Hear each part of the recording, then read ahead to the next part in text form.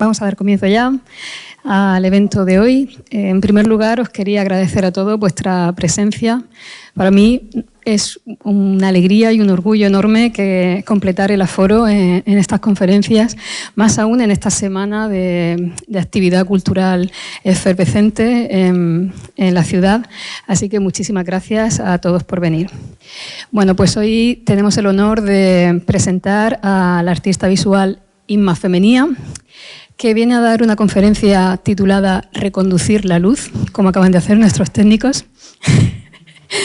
Es una conferencia en la que, aparte de su trabajo, obviamente, nos va a hablar de Laszlo Moholy-Nagy, que me perdone si hay algún húngaro en la sala, que, como sabéis, es un teórico y un fotógrafo eminente pues, de la Bauhaus. Ella nos dará ahora más detalles de qué es lo que debe a este otro artista. Yo ya intuyo que hay una relación pues en el interés. Ambos han mostrado un interés similar pues, por los fenómenos lumínicos o quizá por la luz en sí como fenómeno óptico y, por supuesto, también con la experimentación con los materiales, que es una cosa que a mí personalmente me atrae, me seduce bastante, ¿no? Es una experimentación con los materiales que suele estar orientada a una búsqueda de, pues, intentan dar forma a aquello que por definición no suele tener forma.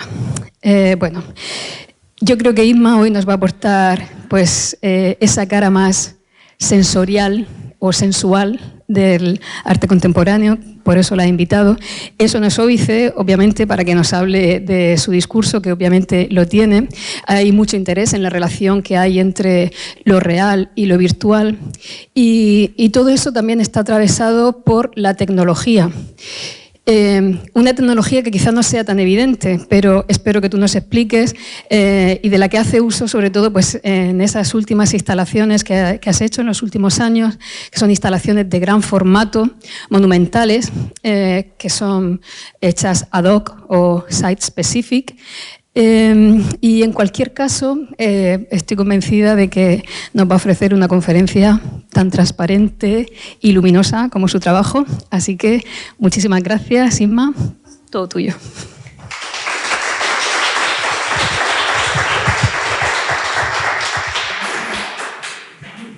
Bueno, pues yo también inicio con agradecimientos. Agradecer al CENDEAC por esta organización de estos ciclos, que creo que, vamos, yo viendo el cartel de este año me gustaría estar en todos, asistir a todos y también, por supuesto, a Tatiana por pensar en mí. Pues la presentación que ha hecho Tatiana ya ha sido bastante, vamos, simplificadora, pero bueno, he elegido, y como bien titula esta conferencia, Reconducir la luz, es porque uno de los elementos básicos de mi trabajo y en que gira mi trabajo siempre ha sido la luz, y la luz que también conlleva el color, y cómo la luz y el color se ven subordinados por el ámbito digital. Y siempre he hecho esa relación entre la materia y la percepción visual, todo lo que conlleva este mundo entre el físico y no físico, ¿no? Cuando Tatiana me propuso tienes que seleccionar o hablar de un artista del siglo XX, pensé, bueno, voy a tomarme mi tiempo para pensarlo, pero no lo hice, y en el momento que me dijo, Inma, me tienes que confirmar qué artista, sin pensarlo, pensé en Laszlo Moholy-Nagy. ¿Por qué? Porque creo que fue de los primeros artistas que, cuando en verdad le di mucho más cuerpo a mi trabajo, que esto puede ser un poco casi 15 años atrás, es cuando empecé a teorizarlo en trabajos académicos. En este caso pues fue en trabajos final de máster, en el que el trabajo que realicé giraba en torno a una de mis obras que se titulaba Llum, que Llum es luz en castellano, ¿no? Y el título del trabajo era Llum, valores plásticos de la luz digitalizada. Y, cómo no, valores plásticos de la luz digitalizada, cómo no, con uno de los primeros que lo que más le fascinaba era captar esos miles de valores que tiene esos sombreados y esos contraluces de la propia luz, ¿no? Creo que también haré un poquito recorrido para también explicar en qué momento creo que me he nutrido de muchos trabajos y de la historia del siglo XX y haré un poco esa parte que me interesa mucho de huellas de luz. Bueno, lo nombro un poco así, pero Laszlo Moholy lo llamaba como fotogramas y también una mirada mucho más fotográfica y terminando un poco con mi trabajo que ya es un registro digital.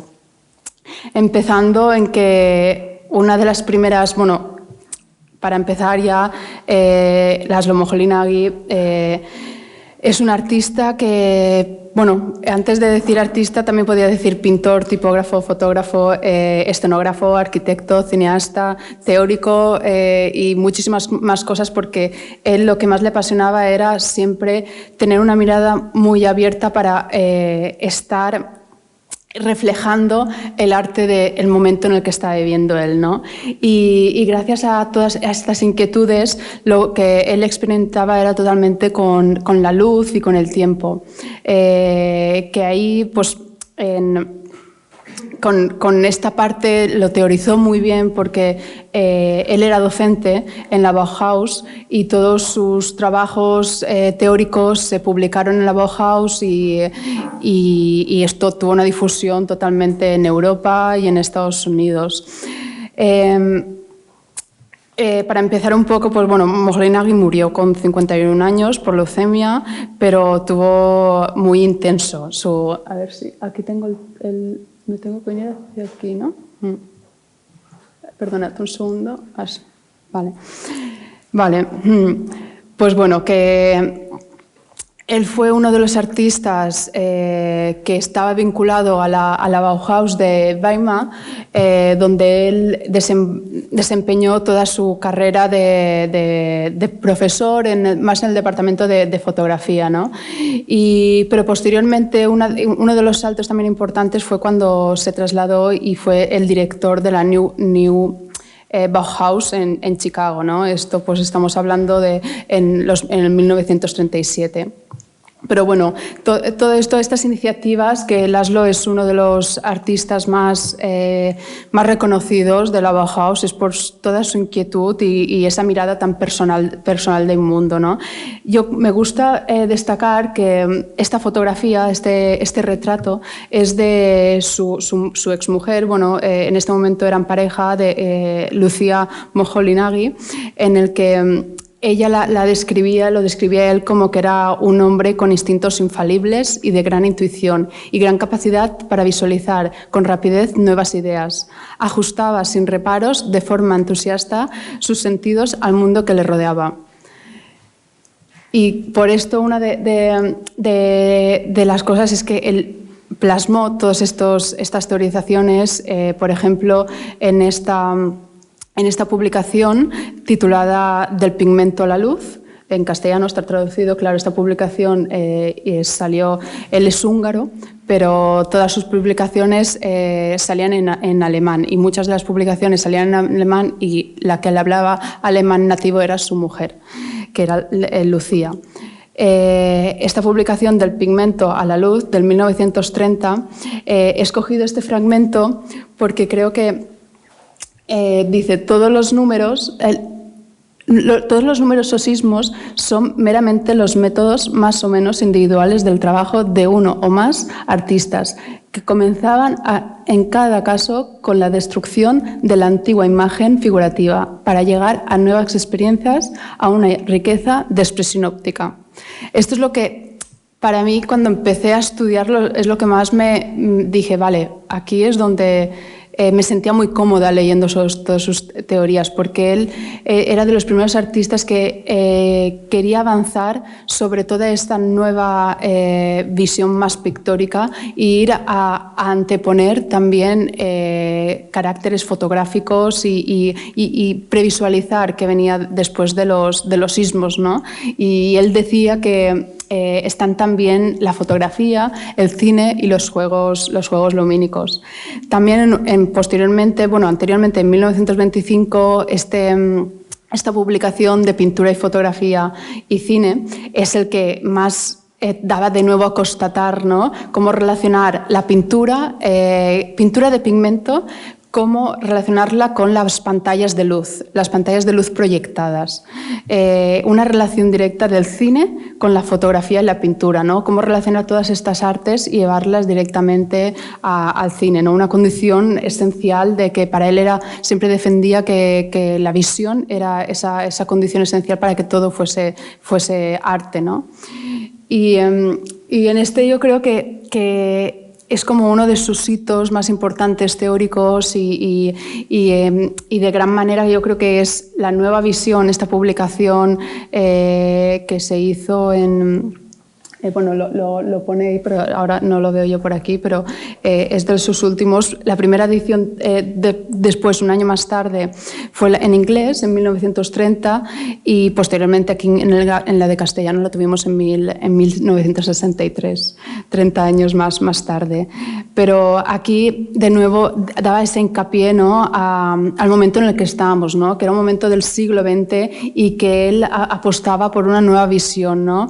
Ese concepto que la Bauhaus hizo muy bien esa labor, ¿no?, de pedagógica e introduciendo la tecnología dentro de todas estas artes visuales y dejando y siendo constantes que están dejando la nueva pintura, que era de los ismos del siglo XIX, algo de inicio de los XX, ¿no? Pero bueno, lo dicho, ¿no?, con estas tres publicaciones es el rehacer de nuevo cómo él renunciaba a decir que el pigmento iba a pasar a un medio de luz, ¿no?, como el pigmento también podía ser esto, ¿no?, y dar esas nuevas ideas y experiencias.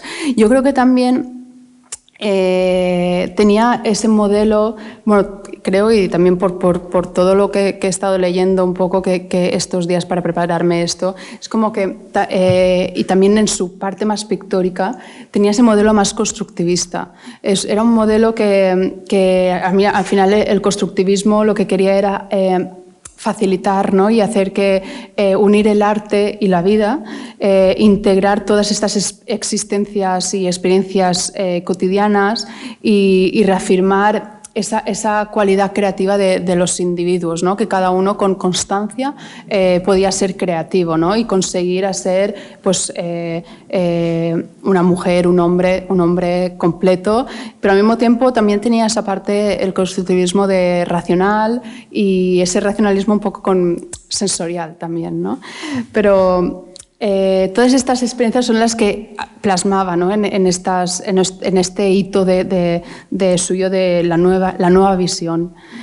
Y una de sus obras más populares, que en verdad yo creo que son de las más importantes, es la que ahora mismo nosotros la consideramos como obra, ¿no?, pero en su momento era como no era una obra en sí considerable, ¿no?, era como un elemento construido con móviles y con metal y con vidrio. Pero voy a ver, vale. Pero él lo que le interesaba de hacer esta escultura al final era para proyectar luces y sombras y con esta escultura también es como sus formas también llevaban una visión bastante hacia una ciudad en movimiento, ¿no? Porque ahora en el siguiente, en este vídeo, bueno, esta escultura le sirvió también pues, para lo que él también registraba, ¿no?, en el cine y hacer esta película en el 1930, en el que al final era un juego de luces de blanco, gris y negro, ¿no? Y para mí es como esta necesidad de hacer esto era go-to, de decir más luz, ¿no? Más luz, y aquí era la necesidad de para activar esta pieza necesitaba luz, ¿no? Un material intangible que él intentaba que se plasmase con esa bidimensionalidad de cómo es en este caso el cine, ¿no? De que implicaba que al mismo tiempo hubiese una proyección y que se registrase por estos fotogramas en movimiento. Aquí totalmente, al final, también estos fotogramas en movimiento es lo que él le llevó a esa experiencia de la materia fotosensible como es el fotograma. Como son los trabajos por los que yo le conocí, que ahí fue que empecé un poco a indagar, porque me dio la sensación que la fascinación que él plasmaba en estas sutiles imágenes al final era una fascinación de una transparencia y de querer plasmar la luz en un plano que al final era un papel fotosensible, ¿no? Él lo llamaba fotograma. Posteriormente comentaré un poco más, pero al final todos conocemos esto como fotograma, que al final es una fotografía sin cámara, ¿no? En la que si se exponen objetos sobre esta superficie de un papel fotosensible y objetos con distintas fuentes lumínicas, pues provocaba estas sensaciones de profundidad y de contraluces que se fijaba por este medio químico que era el papel, ¿no? Y aquí él empezó un trabajo muy extenso de todos estos tipos de experimentos que tienen unas cualidades matéricas, creo muy variables y con muchos valores, que se ve la exposición, ¿no? Los bordes desenfocados, como hay una profundidad y unos contornos de objetos y de tridimensionalidad, pero al final en un plano, ¿no? Es como al final ver algo espacial en un plano. Y como, por ejemplo, en he seleccionado esto porque aquí vemos más el objeto, ¿no? de la Torre Eiffel, ¿no? Cómo se hace entender cómo ese objeto flota. Ese objeto ya, para captar imagen, no necesitábamos tener los objetos sobre el papel fotosensible, sino que estaban flotando, y entonces el concepto de desmaterializar o desfamiliarizar, ¿no? Los objetos sobre un plano y que los objetos también estén en un vacío. Pues todo esto al final es la nueva visión, ¿no? Una nueva visión de fragmentación, de un movimiento, ¿no? Y de la transparencia del espacio, proyectando luces y sombras en el propio espacio y ambiente. Y esta es otro fotograma de dos rostros, que uno era de él y el otro era de su mujer, Lucía, en el que, como sabemos, pues anteriormente he mostrado una foto de Lucía, su pareja, que era un retrato de él, que siempre suelen utilizar mucho su retrato para mostrarlo, pero no dicen que la autora es Lucía, ¿no? Y en este sí que aparece como también coautora Lucía, cuando en verdad quien era fotógrafa y que le enseñó todas estas técnicas era su mujer. Él desconocía toda la parte más de fotografía, porque él venía de la pintura de un modo más constructivista, y también todo lo teorizado, hablando de los fotogramas y de todo, estaba teorizado hablando en plural. Se escribía en la lengua en los que ellos hablaban, que era el alemán, pero Lucía era bilingüe y entonces ella controlaba perfectamente el alemán, pero Laszlo Moholy no, y todos los textos los escribía Lucía. Entonces, ¿de quién era la autoría? Aunque nosotros ahora mismo conocemos perfectamente a Laszlo, a Lucía, que al final Lucía, cuando se separó de él, ya se pudo quitar su apellido y le llaman Lucía Suz. Pues a lo mejor por el tiempo pues puede ser que con los escritos, todo lo teorizado en plural y todo, pues sí que reconozcan su autoría, ¿no? Ella era, como muchas artistas en la Bauhaus, eran siempre les daban como el papel un poco menos importante, o que creían que era el menos importante, que era de ser fotógrafas y el trabajo textil, ¿no? Y Lucía hizo un trabajo, súper importante en fotografiar todo lo que era y documentar todo lo que estaba sucediendo en la Bauhaus, ¿no? Y bueno, con todo esto, pues imaginaros, ella al inicio, en el 1920, cuando ella se trasladó a Praga y también empezó a irse cuando pasó a los estudios de la Bauhaus, pues en ese momento era totalmente una mujer moderna, ¿no? Una mujer que estaba identificando muchas cosas y situaba unos papeles muy importantes en aquella época.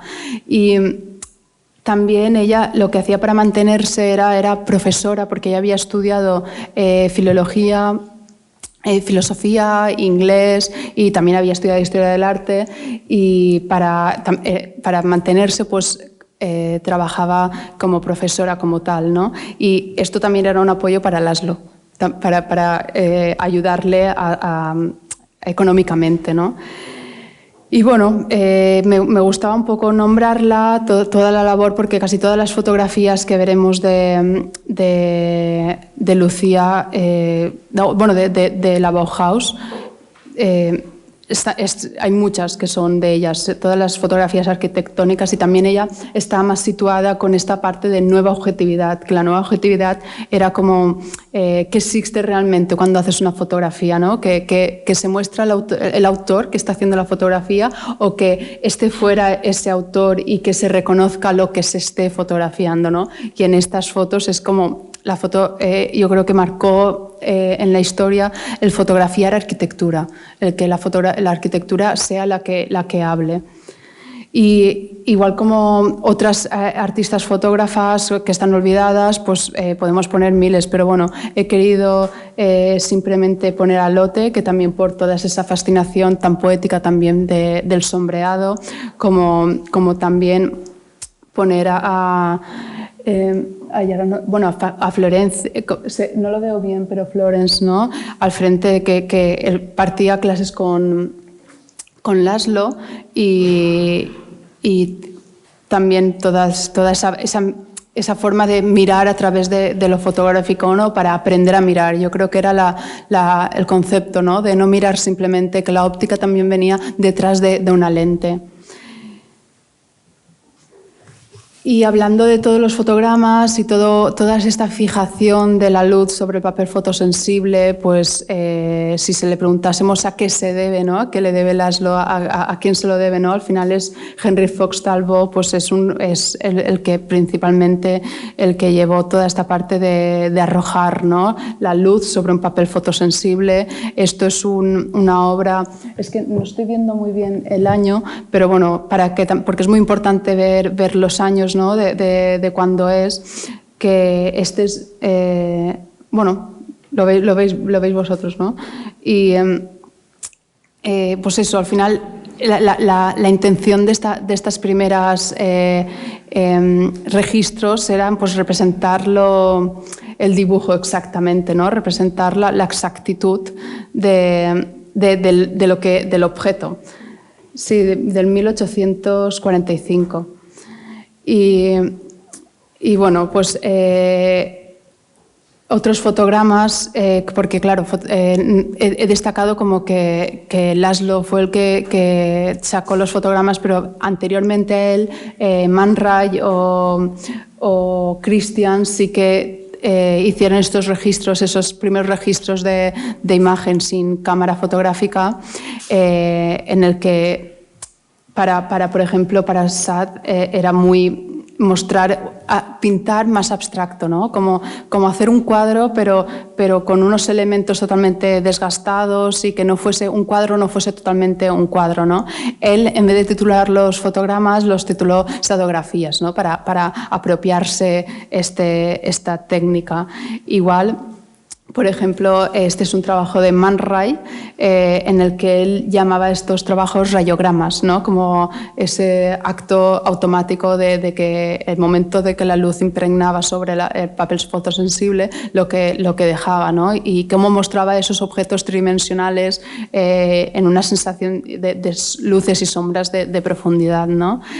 Aquí, por ejemplo, pues cuando estudié toda esta parte, pues también supongo que algunos alumnos de aquí pues conoceréis a Ronald Arnim, uno de los libros más de arte y percepción visual, ¿no? Pues he seleccionado un fragmento en el que dice: una sombra proyectada sobre una superficie define esta como plana y horizontal, o tal vez desigual o inclinada.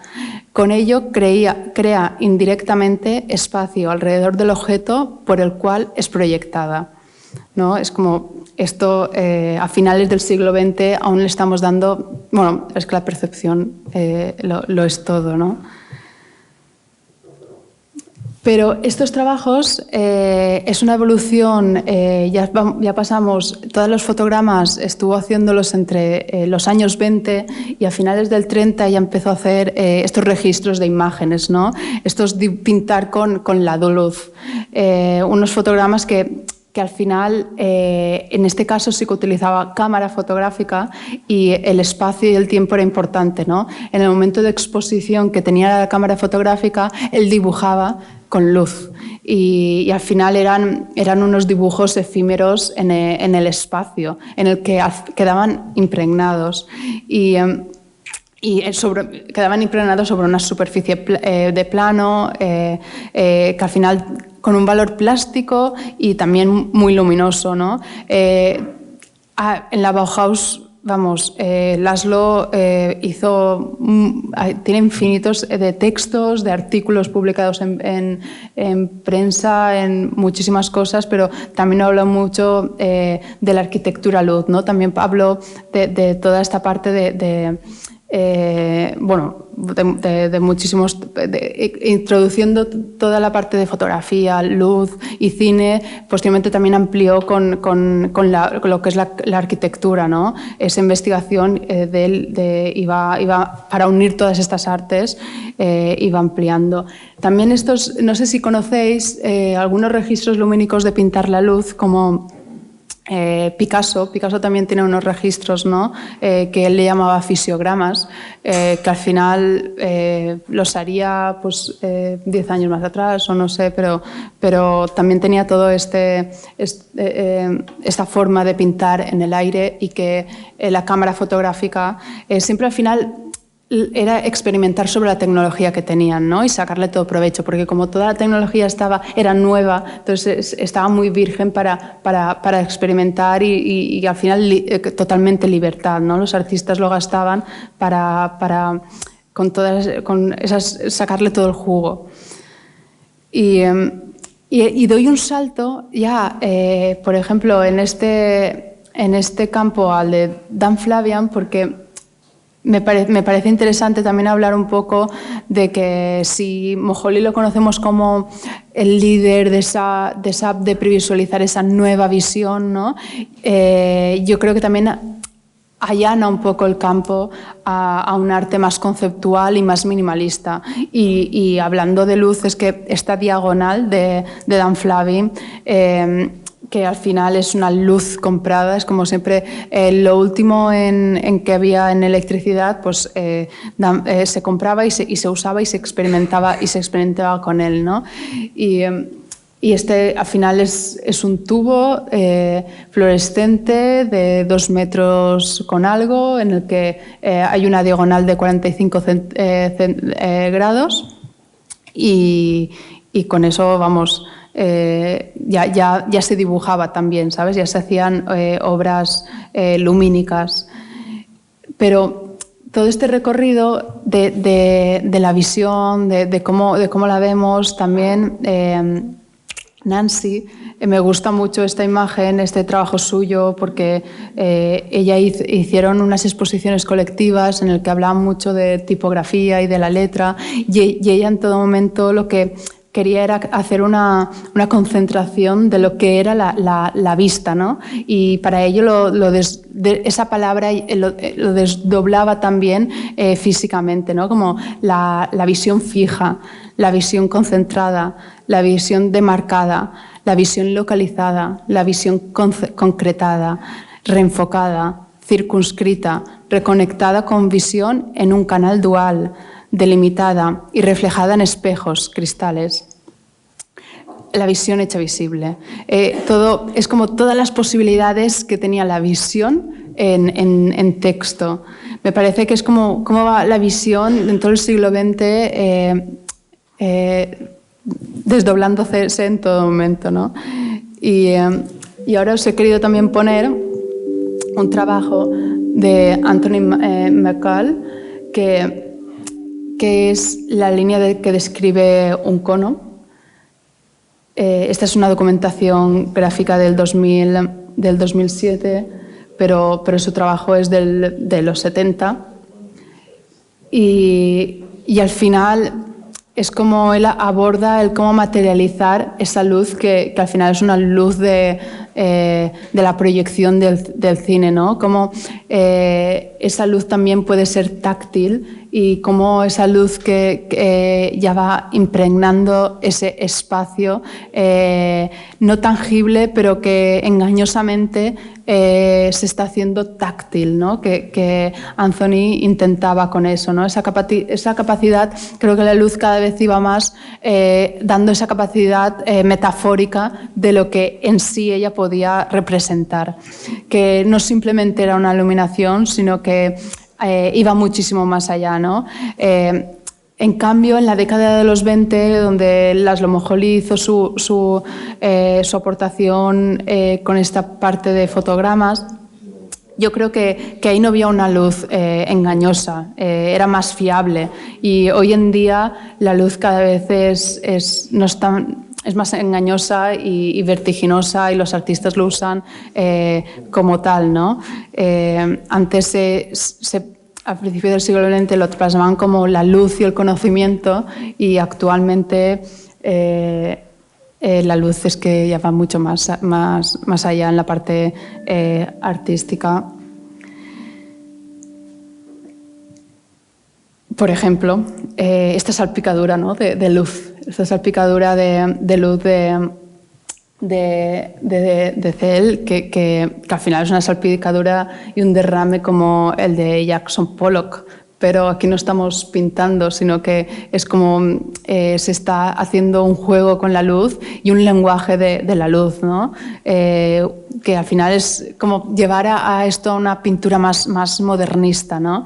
Que son unos efectos, pintura modernista con unos efectos inmateriales y una presencia muy importante, ¿no? Que cada vez el arte, el movimiento también de espacio y luz que hubo en California en los 60 también fue muy importante para toda esta aportación, ¿no? de la luz que era, ¿no? De lo que parecía ser luz y de lo que nos envuelve en nuestro día a día.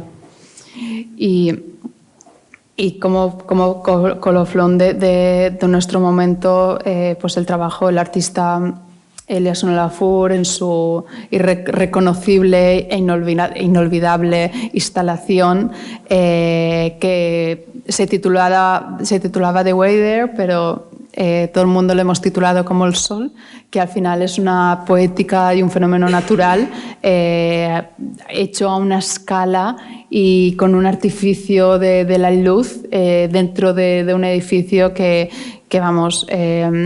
Fue espectacular esta instalación, con una enorme audiencia que es un hito también, ¿no? Este trabajo. Y al final también pues esa preocupación por hacer esa luz. Moholy tenía esa parte de espectáculo y de cinematográfico, ¿no? La luz la utilizaba de una manera muy... porque él también hacía escenografías y esto no creo que se aleje mucho, ¿no? de estas relaciones. Bueno, y antes quería volver de nuevo a sus últimos trabajos de luz proyectada en fotografía, porque por este juego del tiempo, luz y espacio, ¿no? de pintar sobre la luz, porque de ahí fue que teoricé bastante y construí bastante en trabajos míos que empecé a trabajar sobre el registro de la luz digitalizada, ¿no? Mirar a través y experimentar de nuevo con esa tecnología, ¿no? Y en este caso era un trabajo que lo que hacía era con un escáner que al final es un puente de lo físico a lo digital. En este caso era mediante impulsos electrónicos, que son los que tiene el escáner, captaba la nada, ¿no? No ponían nada encima del escáner y lo que está haciendo es que no es captar la nada, sino también haciendo uso de luz eléctrica, porque todo el trabajo que hemos visto anteriormente, lo que más le interesaba era esa luz telegrafiada, ¿no? Como la luz artificial, también por el momento en el que estaba de la revolución industrial, todo lo que aportaba, todos los avances del gas y de la luz artificial y toda la obra artística lumínica siempre se refería a la luz eléctrica, a la luz artificial, ¿no? Y en este caso también yo hacía uso de tubos fluorescentes para que la diferencia de impulsos que tenía un tubo fluorescente y el registro que hacía el escáner, lo que me generaba era estos detalles, que al final era una luz digitalizada. Y siempre la necesidad, ¿no?, de materializarlo y de darle cuerpo a esa luz, a esa luz que el ojo no ve, pero sí que la cámara sí que lo ve. Y nosotros, el otro puente de lo digital que es las pantallas, a pasarlo a la impresión, a lo materializado, viene la impresión, ¿no? Y por ejemplo, esta fue una de las piezas más importantes que hice de esta serie, que fue una de las primeras exposiciones individuales en 2020, titulada Àrea de llums, 56 metres quadrats, porque esto al final era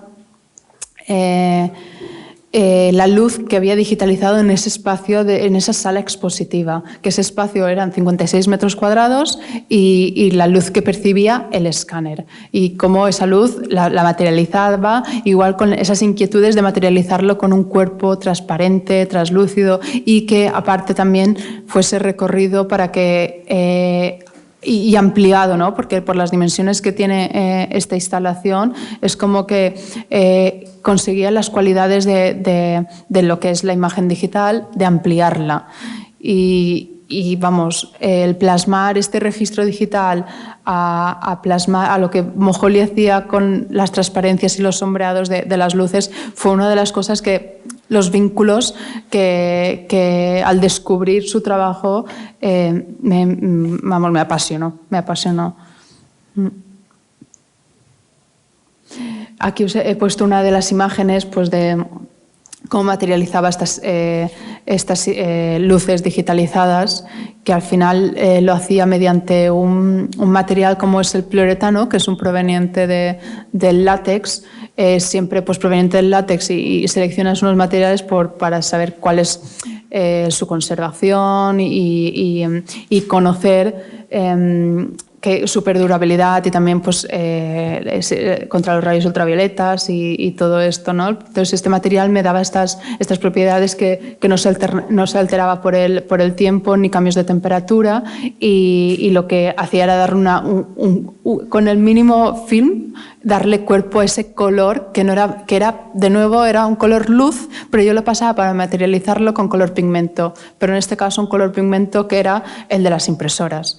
Y ese paso por eso uno de los primeros libros teóricos de Moholy, del pigmento a la luz, es como también es que cuando estaba en cuarto de carrera o tercero, no recuerdo muy bien, por ese momento, yo estaba pintando muchas pinturas monocromos, siempre estaba muy interesada con el color y para ello cogía pigmentos puros y pintaba con ellos para hacer monocromos y ver todas los movimientos sensoriales que daban pues, las propias pinceladas y los propios degradados de color, ¿no? Y cuando empecé a pensar en verdad y visualizar a través de donde visualizábamos, que era siempre a través de las pantallas, es cuando dije, no, es que yo tengo que trabajar con colores luz, con colores que provienen de nuestra pantalla, de dejar el color pigmento e irme a la luz, pero de nuevo para materializarlo tengo que pasar por el inkjet con otro tipo de pigmento, ¿no? Y darle una piel, que para mí, por ejemplo, pues darle una piel también, pues hay un libro de José Ramón Alcalá, publicado en Sendema, del 2011, en el que se titulaba La piel de la imagen digital, ¿no? También teorizaba toda esta parte siempre necesaria para nuestro mundo físico. Y este trabajo pues, fui indagando mucho, es un trabajo en el que me sentía muy cómoda y hoy en día sigo trabajando con él porque creo que es en lo que gira toda mi obra, que es en capturar la luz. Y este trabajo se titula Interval y está titulado pues, desde el momento y la hora del día en que capturé la luz de la imagen y de la obra de vuestra izquierda a la derecha, ¿no? El último momento de la derecha pues era a las 11 menos cuarto de la noche, ¿no? Como la luz iba cambiando dependiendo del momento en que estaba captada, ¿no? Y por eso el título de Interval, ¿no? Cómo pasaba de uno al otro. Entonces, cada una de las obras y cada una de las capturas eran únicas. Cada una de estos registros digitalizados eran únicos y únicamente producidos con una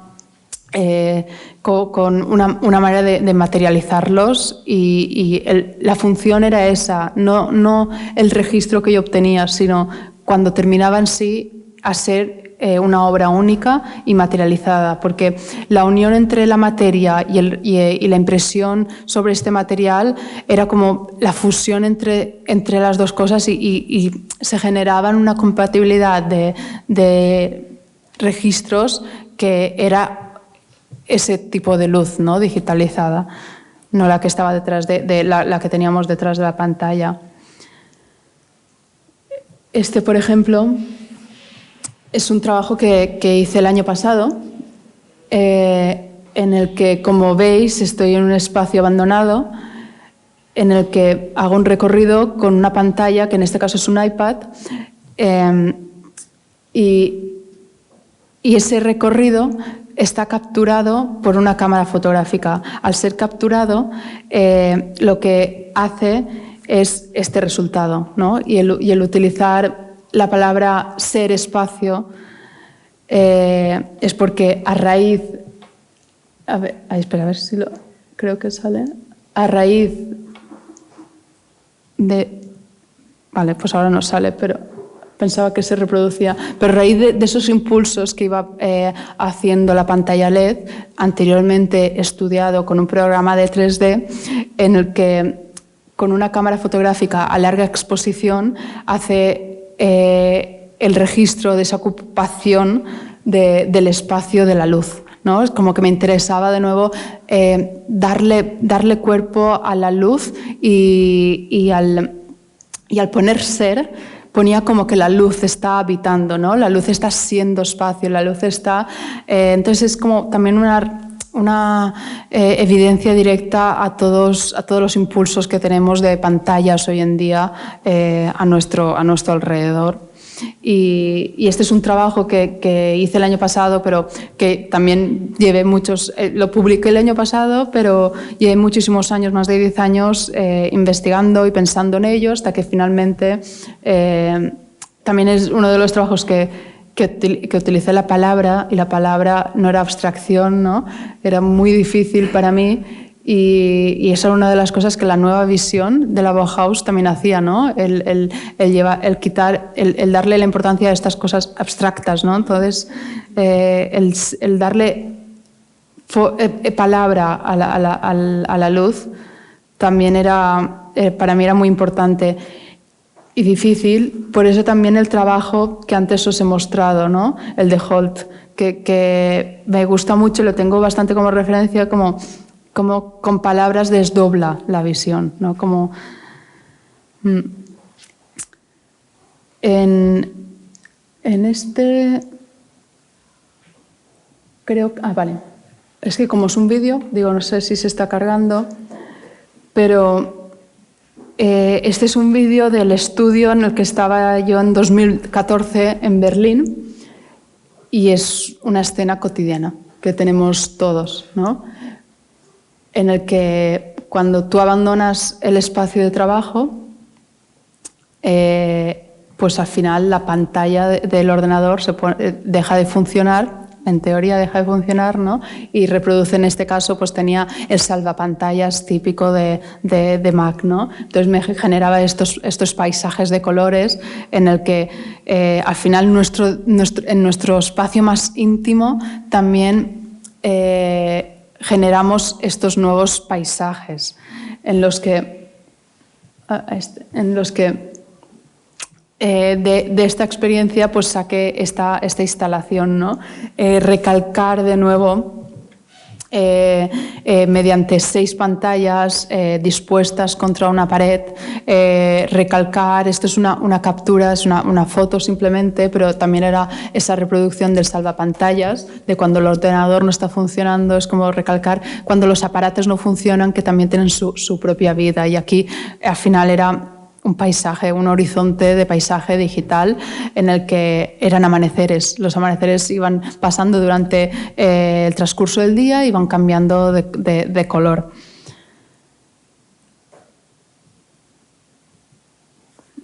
En cambio, esto contrastado en el que aquel trabajo, si no recuerdo mal, era el del 2014 y esta imagen es del 2020, pero es un trabajo que empecé en 2018, que se titula Mehr Licht, que es más luz en español, en el que son palabras directamente cogidas de Gaudí, en el que él antes de morir dijo más luz. Y sí, tenemos más luz. Tenemos más luz a pantallas que en nuestras ciudades, el centro de las ciudades, está totalmente colapsado con iluminación de pantallas que inconscientemente nos condicionan y nos hacen un comportamiento de nuestra conducta sin querer. Y el descontextualizar este tipo de publicidad, por ejemplo, esta era una pantalla de 2 metros por, bueno, no recuerdo, 2 metros por 4, no recuerdo bien, pero poner una pantalla de LED dentro de un espacio expositivo, de nuevo contra una pared, para que lo importante sea la luz que proyecta, ¿no?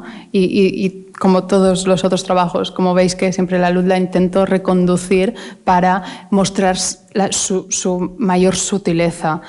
Y una parte más poética de ella, pero detrás de todo esto, al final esto es una pantalla de publicidad de la Times Square de New York, en el que lo que está proyectando esta pantalla es anuncios de publicidad. Entonces, los golpes de colores son brutales y saltos de colores. Por ejemplo, esta es una vista de su lateral.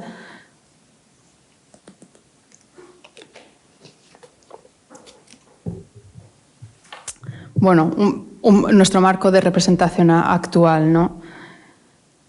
Esto entraba también con esta cita que os he cogido de una conferencia de Laszlo en el MoMA en el 1946, en el que dice: algún día comprenderemos la confusión de la revolución industrial. Por un lado, hacemos a la gente más culta y por otro, les quitamos esta educación a través de la publicidad, la radio y otras formas de propaganda que apelan a los más bajos valores para sacar provecho. con la anterior diapositiva y con la que viene, bueno, es que vamos, pues sí, nos estamos dando cuenta, Laszlo. Y también me hace recordar Marta Perreiro, que es una, si no lo digo mal, creo que es una escritora catalana pero creo que está fuera viviendo. Pues yo creo que es una de las periodistas que más, por lo que he leído y todo, más está enfocada en la tecnología y el poder que tenemos. Y ella publicó un libro, si no lo digo mal, es del 2019, puede ser que sea el último, no lo sé, yo lo tengo, pero no sé si ha publicado otro, pero bueno, titulado El enemigo conoce el sistema. Es fantástico. Y no sé, todo esto en esta cita, pues ligo todas estas cosas y sí, estamos evolucionando, pero nos damos cuenta, pero al final es que es libre la democracia o no sé, todo este concepto, bueno, está traído también en esta instalación del 2017, una instalación que se hizo a propósito por una exposición bella que hubo en el IBAM, que era la eclosión de la abstracción, en el que a raíz de leer Los condenados de la pantalla, de un libro de Ito Steller sobre el 2014, a partir de leer uno de sus artículos titulado Free Fall, Caída Libre, yo titulé esta pieza del mismo modo, porque al final era como... Ito habla mucho y es una descendente de un cineasta, que ahora no me acuerdo bien su nombre, pero ella habla mucho de los fundamentos de futuros que tiene una imagen, que cada vez la imagen va a tan rápida velocidad que lo importante que nosotros priorizamos ante todo como nuestras prioridades, da igual cómo es la imagen. Empezamos, como os he mostrado en Laszlo Moholy-Nagy, o en Talbot, mejor, que era la representación fiel y crucial de la realidad y que hasta el polvo estuviese fijado, ¿no? Y hoy en día la imagen digital lleva unos procesos de comunicación que ha pasado todo, que la manera en que nos la descargamos, nos la pasamos por WhatsApp, por redes sociales y la editamos, la formateamos, hasta nuestra propia realidad de cómo nos hacemos los autorretratos con filtros para engañar, ¿no? Es como hacia dónde va la imagen, ¿no? Cada vez la imagen no es realidad, la imagen es más pura abstracción. Entonces, esto es un fragmento de capturas de pantalla de cámaras de videovigilancia. Cámaras de videovigilancia que están públicas y que podemos acceder todo el mundo a visualizar este tipo de imágenes en el que lo importante es mostrar a tiempo real que estas imágenes suelen siempre estar en un punto de vista de pájaro y es como siempre mostrar qué está pasando a tiempo real.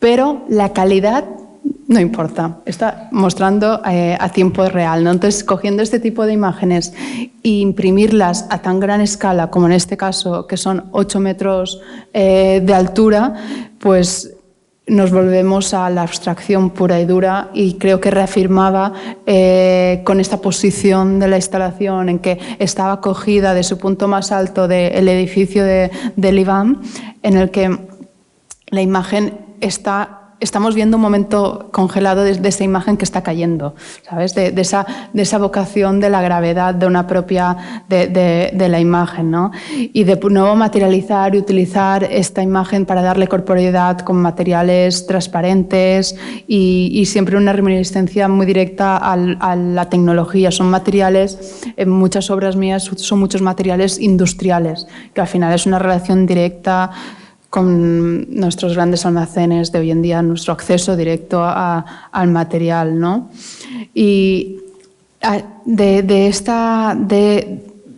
trabajo a que es transversal, en 2020, hace 2 años, pues sigue un poco el mismo trabajo, mostrado de otra manera, porque la intención en cada una de las instalaciones siempre ha sido que el espectador se adentre, que el espectador se adentre y se vea abrazado, ¿no? En este caso se ve abrazado, en otras, pero se trabaja mucho en el espacio para transmitir cómo quiero que se reciba esa obra, ¿no? Y aquí son iguales, aquí estos paneles que también están cogiendo la altura más alta del edificio, en este caso en Bombas Gens, en Valencia también, en el que estos paneles estaban mostrando cada uno de ellos diferentes imágenes de capturas de pantallas de diferentes partes del mundo, pero impresos a estos tamaños también se convertían de nuevo en abstracción.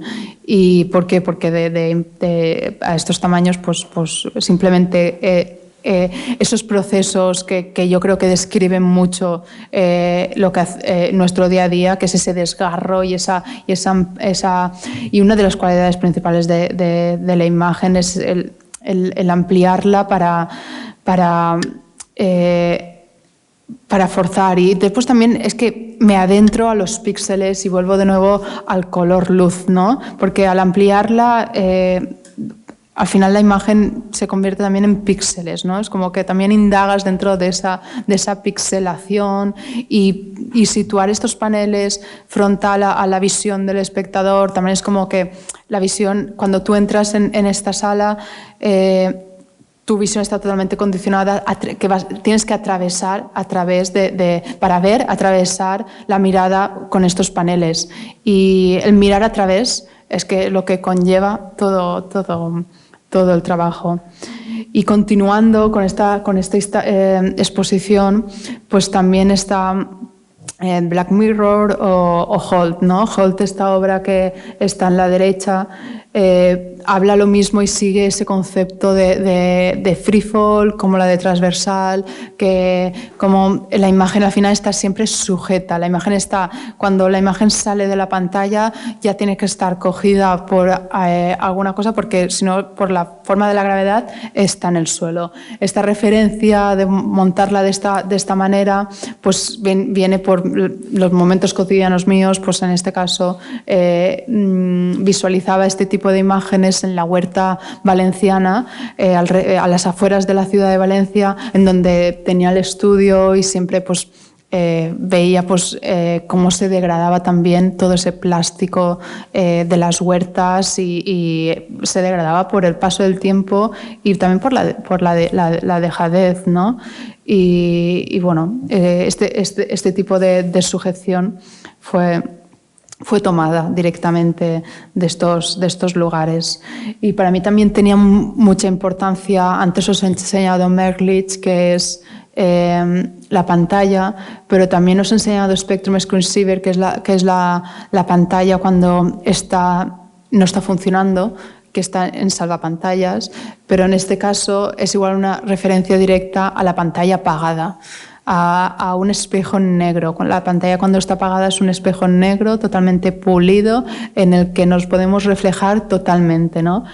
Pero cuando está de esa manera, pues no hace su función, entonces no es importante, pero al final, porque cuando nosotros la miramos es cuando está funcionando y nosotros vemos a través de ella, pues otro mundo, el mundo que hemos creado, pero cuando está apagada nos está dando nuestro mundo físico, nuestro espejo totalmente de nuestra realidad, porque es un espejo totalmente, pero negro.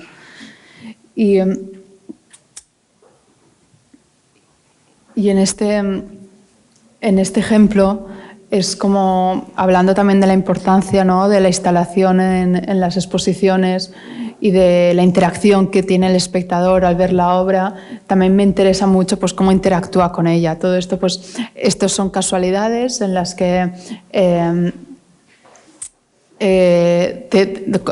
te sorprenden, pero otras también están muy pensadas para provocar a que sucedan estas cosas, ¿no? Pero enfrente, como veis, está reflejada la obra Merlich, y es la que veis los cambios de colores y los impulsos que transmite, que son publicidad sin nada de retoque, todo puro y duro.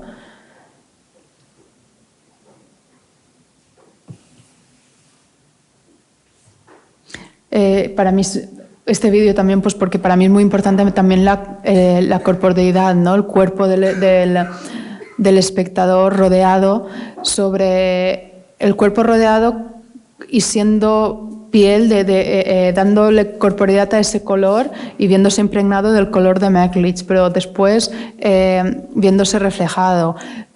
Que en estas salas sucedan estas cosas, de que al final es ese espacio producido por esos reflejos de luz, que es lo que siempre gira todo el trabajo, y principalmente pues, en esta exposición que se resumió pues, en esta publicación, titulada como el propio título de la exposición, Infraleve, en el que la palabra en sí es un acuñado por Marcel Duchamp y de Infrathink, y es como pues las cosas inaperceptibles de nuestro día a día, cómo nos conforman, y Marcel Duchamp destacaba mucho pues esos momentos en el que cuando hacemos vaho en un espejo y aparece, desaparece, o cuando nos sentamos en una silla, ese calor que dejamos en la silla, ¿no? Yo creo que esos detalles son los que también intento yo recoger en esos registros digitales, en esas capturas de imagen, capturas de luz, y bueno, aquí se quedó plasmado en esta publicación, que posteriormente en el último proyecto en el que me he ido principalmente al inicio de esa total reconducción de la luz y de nuevo plasmar la luz, ¿no? Este edificio es el interior de un edificio de Santiago Calatrava. Es el Ágora de la Ciutat de les Arts i les Ciències en Valencia. Es un edificio que al final podríamos decir que es una escultura más que un edificio, en el que está totalmente dentro, era una cúpula totalmente vacía. Y cuando me plantearon realizar una intervención dentro de este espacio, pedí poder entrar dentro del lugar para ver qué sensaciones habían aquí dentro, ¿no? Y qué sensaciones y qué luz entraba en ese espacio.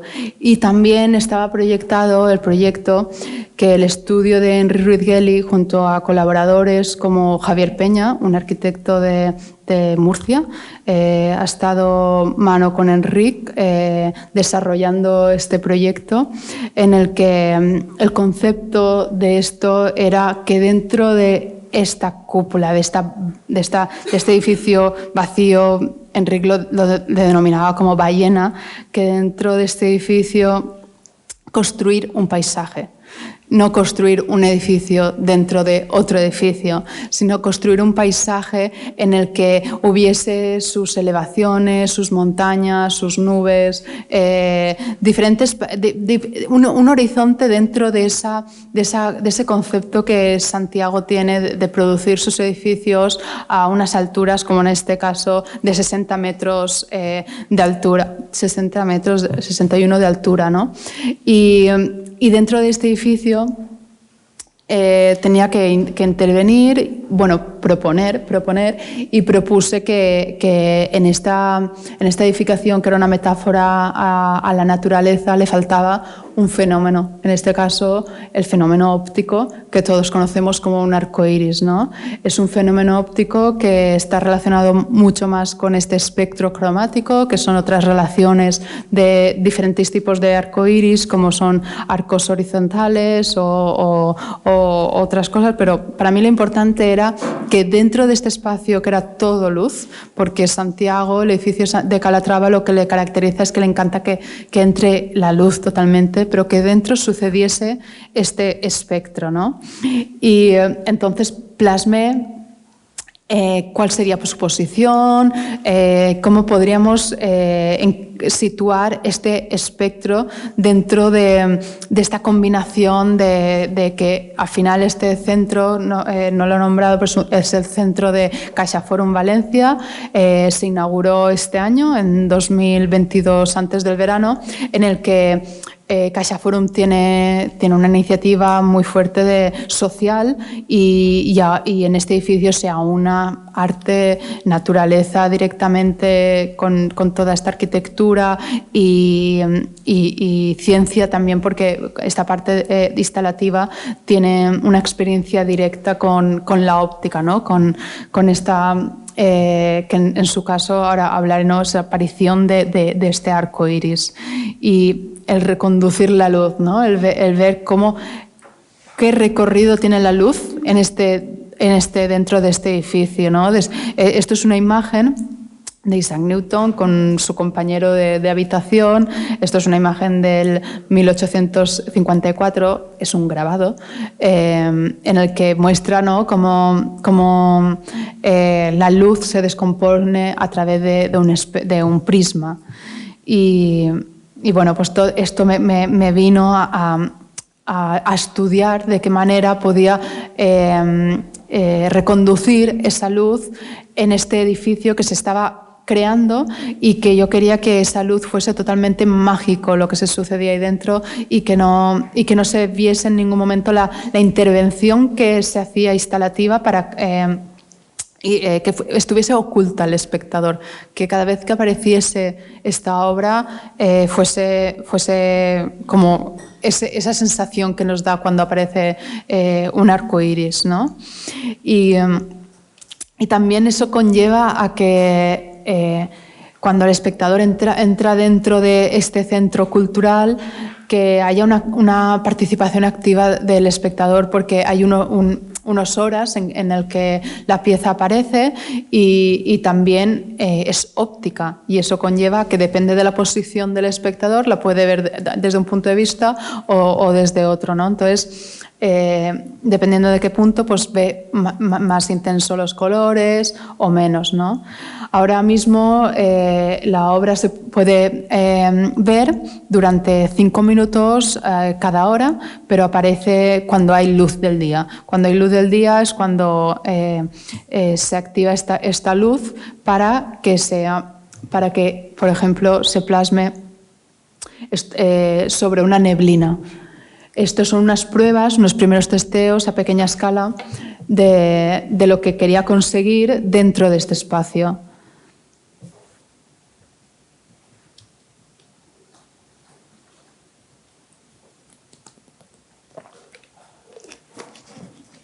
Bueno, no, más o menos lo habéis visto, ¿no? Se ve un poquito, pero esto eran las primeras pruebas, que claro, estas primeras pruebas fueron en 2019. Para realizar para llevar esas pruebas a gran escala y que estuviese totalmente integrado dentro del edificio, pues ya veis esta imagen. Todas las reconducciones que tuvimos que pensar para que sucediese. No sé, yo creo que me quedo corta aquí en esta imagen, porque no sé por cuántos sitios hemos entrado para que sucediese esto. ¿Por qué? Porque había muchísima dificultad en que en haber propuesto una obra en la que fuese totalmente integrada en una arquitectura que aún no existía. Entonces, tuvimos que estar muy presentes para saber de qué manera podíamos integrarlo en este edificio, ¿no? Porque es una instalación totalmente ad hoc. Estos son pruebas, eso siguen siendo pruebas. Claro, las pruebas, aunque hiciésemos 1000 pruebas, las reales tenían que ser las que sucedieran en este espacio, porque eran las necesarias para reconocer la intensidad de la luz que entraba aquí dentro, cómo entraba. Lo que sucedía ahí dentro no podía ser replicable en otro lugar. Entonces, nuestro estudio en un momento era este espacio lleno de máquinas y lleno de trabaja donde puedas y sálvame quien puedas, pero todos lo vamos a conseguir. Y estas son primeras pruebas, bueno, primeras pruebas no, pruebas ya finales que son de abril de este año para igual os he pasado un poquito un recorrido de esta última experiencia que he tenido, porque creo que es muy interesante en en mostrar qué conlleva una instalación de esta envergadura para hacer al final pues esa sensación que al final queríamos, ¿no? Que era que fuese todo lo sutil que es como lo es un arco iris. Y pues de nuevo, gracias a todas a las experiencias que Laszlo también hacía, ¿no? Con la tecnología, nosotros utilizamos las herramientas tecnológicas para hacer esto, para hacerlo que fuese totalmente viable y tanto por el coordinamiento de a la hora que también tenía que salir la neblina, que se activase en el momento que se activaba la óptica, que está situada en este cubo rojo. Nada de todas estas, de estas intervenciones es visible con el espectador para provocar pues, esta luz inmaterial, esta luz que sucedía. Estas son otras pruebas. Pruebas no, estas ya eran visiones de acabados de últimos días, antes de aperturas y todo, y el resultado era este, ¿no? Era pues la luz sobre una neblina. Y esa transparencia, esa volatilidad, ese color que es óptico total y que en momentos que para percibirlo tienes que hacer un esfuerzo, creo que hoy en día es muy necesario que obras artísticas nos hagan ese momento de pausa para dedicar tiempo a observar, a contemplación, porque estas palabras de contemplación requieren tiempo, ¿no? Y esta obra creo que tenía quería conseguir eso, ¿no? que se necesitase esa inquietud para esperar en el momento y querer contemplar esta instalación. Estas son fotografías muy casuales, aún no tenemos fotografías. Pero esta imagen es de hace unos días en el centro y es como... me gusta mucho porque CaixaForum tiene una mediación muy importante con los colegios y con todo tipo de grupos y hablar de la luz, de la descomposición de la luz mediante un prisma y de cómo se reconduce una luz que es transparente y que es inmaterial. Plasmar eso a los niños mediante esta obra es fascinante. Yo creo que dentro de este edificio que es alucinante, ¿sabes? Esta aportación pausada creo que es lo que al final conlleva a ese querer en todo momento sacar todas las cualidades que tiene la luz, ¿no? Y esta luz que nos hace ver y que nos conforma todo nuestro entorno. Y aquí lo dejaría. Muchas gracias.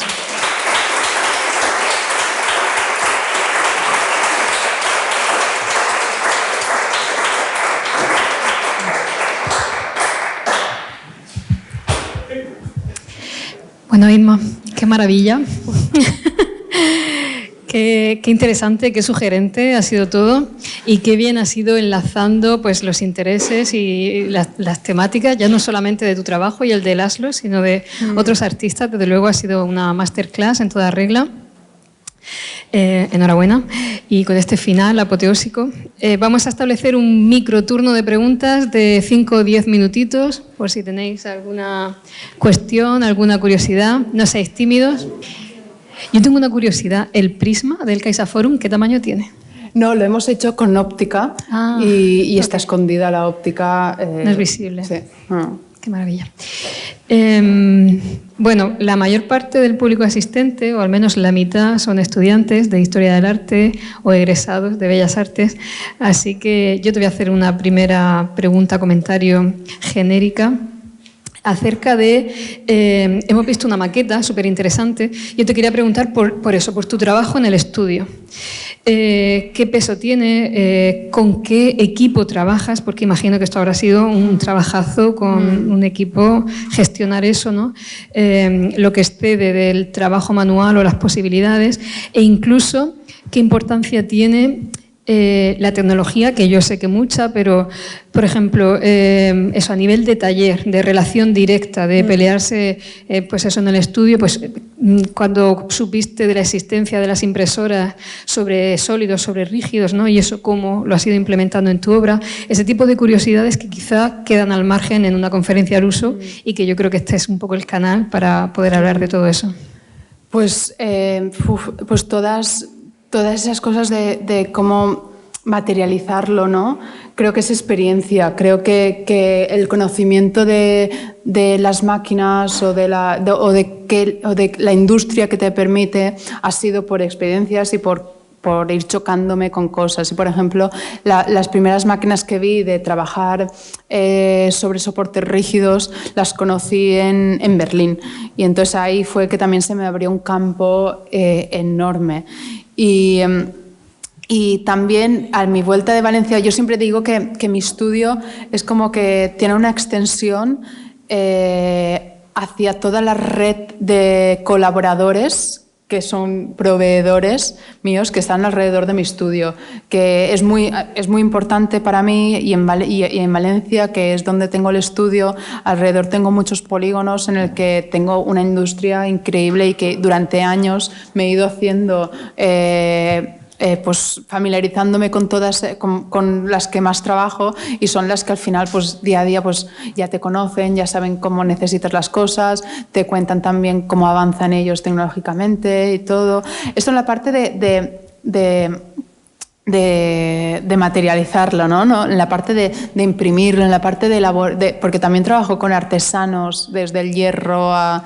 Eso es la parte más de construir, pero por el trabajo cómo ha ido evolucionando, me ha llegado que en los últimos años he tenido que tener siempre en el estudio alguien de arquitectura, alguien que trabaje en arquitectura, en el que me ayuda a analizar muchísimo más los planos, a calcular cosas que en instalaciones necesito, de pesos, de estabilidades, y también a realizar las maquetas, porque siempre necesito, como antes de cualquier instalación, hay un estudio muy extenso en el que esta parte de arquitectura me viene genial.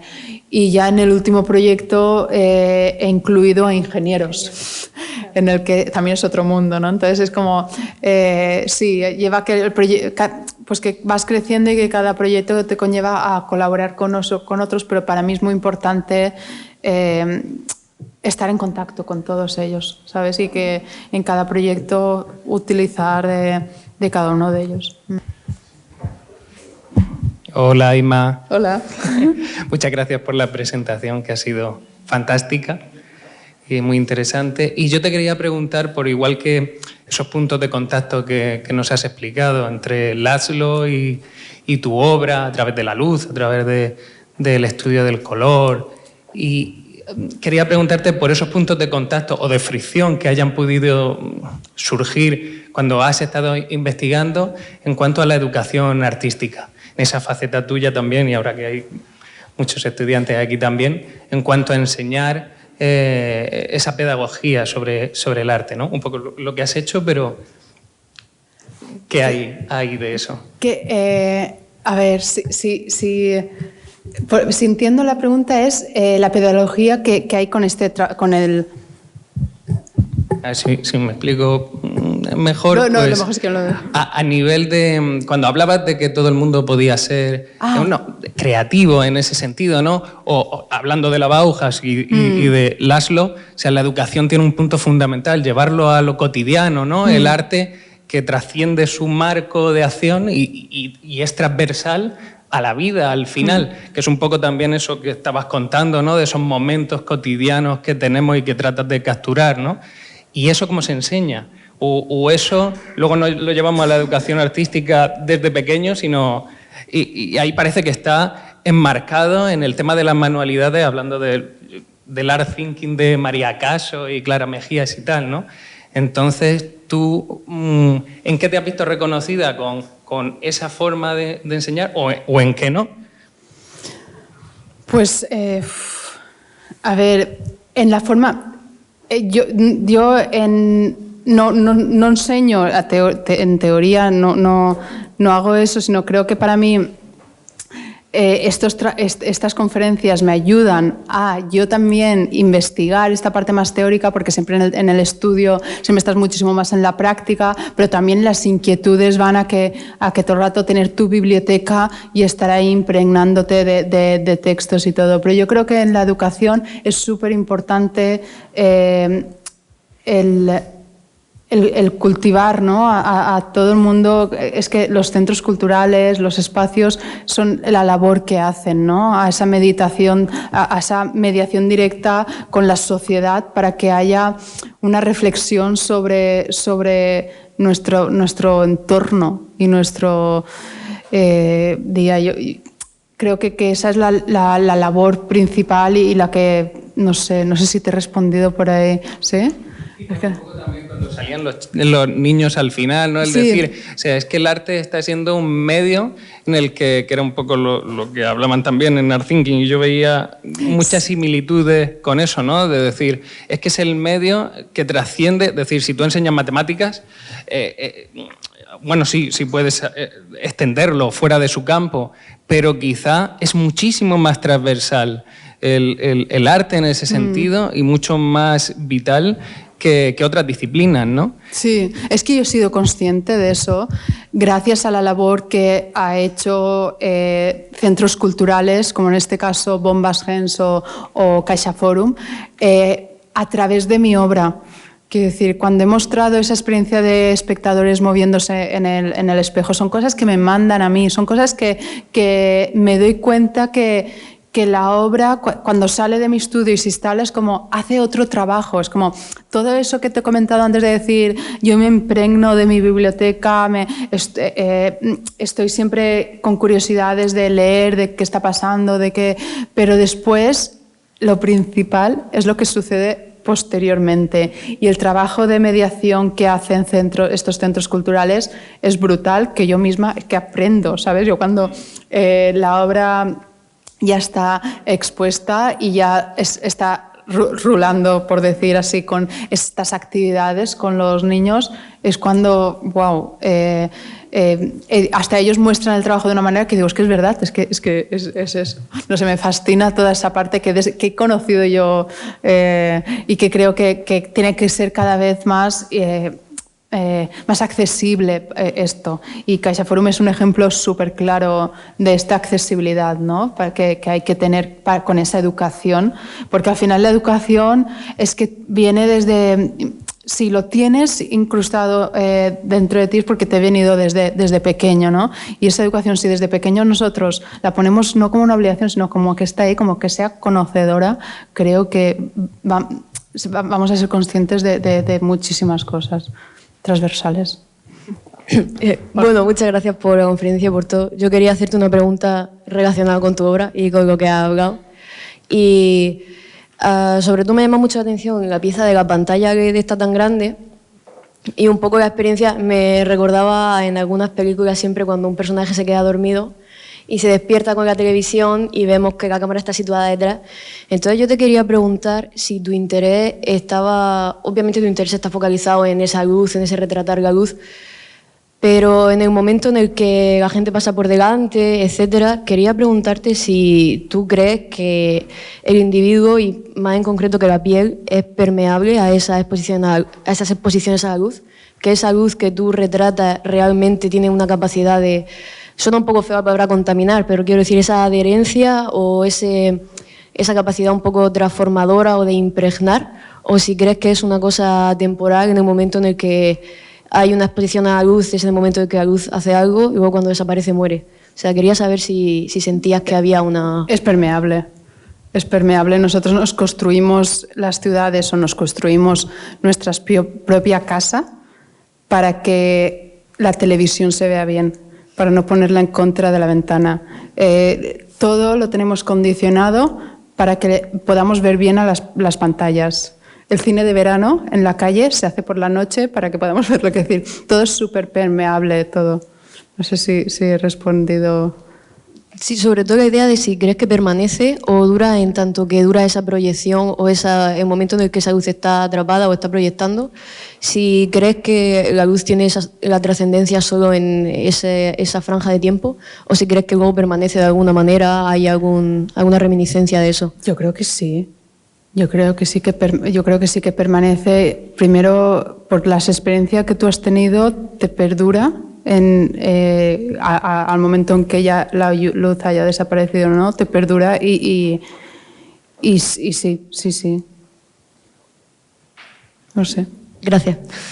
Hola, muchas gracias por la charla. Quería saber si a lo largo de tu trayectoria has buscado establecer un diálogo con la poesía, porque ahí mostrabas el ejemplo de esta obra en la que ponías el espacio y hablabas un poco de escribir la luz, ¿no? Como verbalizarla, y quería saber si eso, si has buscado explícitamente encontrar un diálogo con la poesía.